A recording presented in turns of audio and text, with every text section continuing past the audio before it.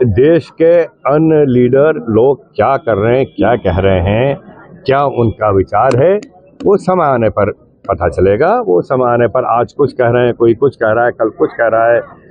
बहुत तेजी से बदलाव हो रहा है इस वक्त दुनिया में, बहुत तेजी से आपके सामने है। तो इस पे अभी कुछ कहना ना कहना का कोई मतलब नहीं है। हम लोग अपनी पॉलिसी लेकर, भारत देश अपना जो विचार है उसको लेकर आगे बढ़ेगा। हम लोगों का मानना है कि इस दुनिया में कोई भी अगर ऐसी व्यवस्था आ जाती है, कहीं अगर कोई कॉन्फ्लिक्ट होता है, तो जो हमारा यूनाइटेड नेशंस का जो फ्रेमवर्क है उसके तहत जो हमारे इंटरनेशनल लॉज हैं, इंटरनेशनल रूल्स हैं, उसको आगे ले चल के बातचीत द्वारा शांतिपूर्ण ढंग से ये कुछ भी अगर ऐसे इशू हो तो उसको निपटाया जाए, और उसी के लिए हम लोग आगे चलेंगे और उसी बात को हम लोग पूरे विश्व में मजबूत करेंगे कि कोई भी कॉन्फ्लिक्ट, कोई भी बात हो तो शांतिपूर्ण ढंग से इंटरनेशनल लॉज को पालन करते हुए बातचीत करके निपटाएंगे। जो आदमी जितना ऊंचे स्तर पर पहुंचता है उतनी ही उसकी जिम्मेदारी है। आप शंकराचार्य, कोई भी शंकराचार्य हो, चाहे राजनीति के क्षेत्र में हो, जिस तरह आपका पोजीशन बढ़ता है उस तरह जिम्मेदारी भी बढ़ती है। और अगर हम ही कानून व्यवस्था तोड़ने लगे तो बाकी क्या होगा? जो पता चला है कि जहां पे दुर्भाग्यपूर्ण घटना हुई वहां पे कोई पुराना नियम था कि वहां से आगे पैदल ही जा सकते हैं, क्योंकि उसी मार्ग से हजारों लोगों का आवागमन था। उस पे अगर कोई आदमी, कोई व्यक्ति और ऊंचे दर्जे के व्यक्ति अगर अपना रथ लेके जाने की कोशिश करें तो क्या अगर उससे कोई अप्रिय घटना हो जाए, उससे कोई मृत्यु हो जाए, जो बाकी श्रद्धालु जा रहे हैं, तो उसका जिम्मेदार कौन होता? तब फिर यही होता कि प्रशासन क्या कर रहा है। और इस तरह के कोशिश को अगर प्रशासन ने रोका तब सवाल उठ रहा है कि इस तरह धार्मिक आदमियों के साथ ऐसा क्या हो रहा है। तो कहीं ना कहीं हम लोगों को कानून व्यवस्था भी तो देखनी है। और मेरा ये मानना है कि देश में कानून व्यवस्था से ज्यादा महत्वपूर्ण ना कोई व्यक्ति है और ना कोई अन्य व्यवस्था है। तो ये तो शंकराचार्य इन्होंने इलेक्शन लड़ा था बिहार में 243 लोगों को लड़वाया।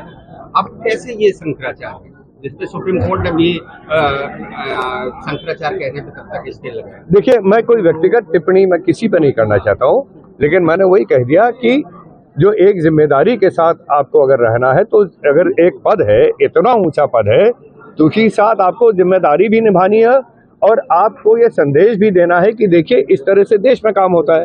अब हम ही अगर, आप लोगों ने, यहाँ की जनता ने और आदरणीय मोदी जी ने हमें मंत्री बनाया है, अब हम ही अगर यहाँ कानून व्यवस्था तोड़ने लगे तो क्या संदेश जनता में जाएगा, क्या संदेश आम लोगों में जाएगा?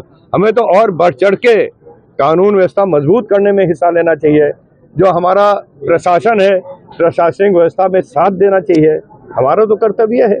हमें अपना व्यक्तिगत शान और शौकत और वो नहीं देखना है। मंत्री जी, यूजी चाइना, अब रिक की बात की जा रही है, तो क्या रिक RIC रिक की बात की जा रही है, तो क्या इसमें मतलब भारत का कोई भरोसेमंद साथी है? क्या चाइना पे भरोसा कर सकते हैं? क्या अमेरिका पे, क्या रसिया पे भरोसा कर सकते हैं कि आने वाले समय में चाइना के अगेंस्ट साथ देगा? आपने बदलते विश्व के दृश्य की बात की, बहुत सही आपने कहा है।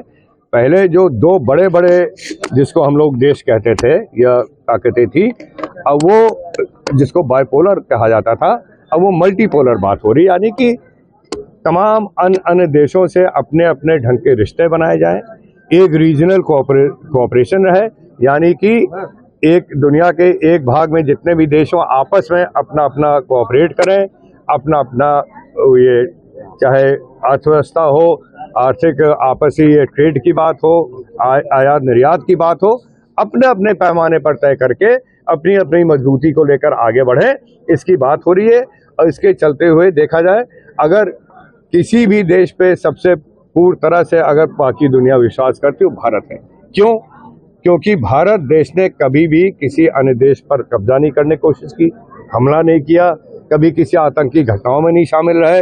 हम लोग अपने समाज, अपने देश को लेकर चलते रहे, आज भी आगे चल रहे हैं। तो भारत ही एक ऐसा देश है जिसपे चाहे अफ्रीका के देश हों, चाहे हमारे एशिया के देश हों, यूरोप के देश हों, सब पूरी तरह से भरोसा करते हैं, और खास करके जब तक हमारे प्रधानमंत्री जी मोदी जी हैं, मोदी जी को पूरी दुनिया मानती है कि एक सबसे अच्छे प्रधानमंत्री के रूप में उभरे हैं, और उनको पूरे विश्व में आदर है, और उनकी बात सब लोग मानते हैं। राजा भैया मोदी योगी राजा भैया, मोदी योगी राजा भैया, मोदी योगी राजा भैया, भारत माता की, भारत माता की, मोदी योगी राजा भैया, मोदी योगी राजा भैया,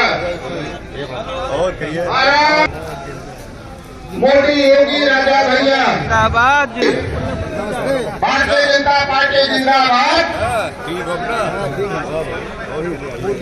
थोड़ा देर पूरे चुनाव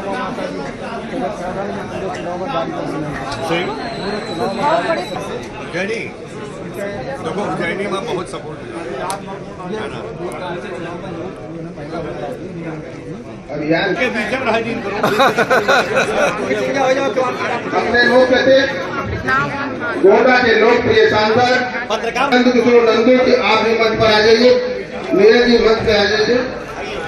हमारे मंत्री रहे अपने बड़े भाई आदरणीय विष्णु प्रताप नारायण सिंह जी का भी आगमन हुआ, आपका भी हार्दिक स्वागत, अभिनंदन वंदना। ट्रंप ने कहा कि हम मोदी का बहुत सम्मान करते हैं, बहुत बड़ी हम डील करने जा रहे हैं, क्या मैसेज माना जाए? आप एक बार फिर से वो बैकफुट पे आए हैं। ये मैसेज अगर हम बहुत छोटे में कहना चाहें तो आप इसको ये मैसेज मानिए कि भारत देश बहुत मजबूत हो गया है, हम लोगों की व्यवस्था मजबूत है, हम लोगों की अर्थव्यवस्था मजबूत है, हम लोगों का सैनिक बल मजबूत है। यही आप मैसेज मानिए अगर हम बहुत छोटे में कहना चाहें कि आज भारत की ताकत को पूरा देश, पूरा विश्व मानता है, और हम लोगों की अर्थव्यवस्था मजबूत हो चुकी है। हम लोग ट्रंप या और अन्य देश अगर जिस तरह से ये जो टैरिफ लगाने की बात कर रहे हैं, ये उन लोगों की भी समझ में आ गया कि हम लोगों की अर्थव्यवस्था मजबूत हो गई है, और उनके टैरिफ लगाने से बहुत ज़्यादा कुछ नुकसान नहीं कर पाएंगे। बहुत सारे ऐसे देश हैं दुनिया में, हमारा पूरा अफ्रीका महाद्वीप है, हमारे पूरी दक्षिण देश है, हमारा यूरोप यूनियन है, वो सब भारत के साथ प्रेफर्ड ट्रेड एग्रीमेंट यानी कि आसानी तौर से हम लोग आयात निर्यात कर सकें, उस तरह की तमाम बातें हो रही हैं, वो तैयार है। तो हम लोग ये अगर कोई भी देश समझे, और खास करके अगर अमेरिका समझे कि केवल हम उनके देश पर हमारी अर्थव्यवस्था निर्धारित है, तो गलत है, और ये बात धीरे धीरे समझ में आ रही है लोगों। देखिए, ये चीजें कोई एक दिन में नहीं तय होती हैं, एक बार के स्टेटमेंट या एक मीटिंग में नहीं तय होती हैं, ये लंबे इस पे नेगोशिएशन चलते हैं, बातें चलती हैं।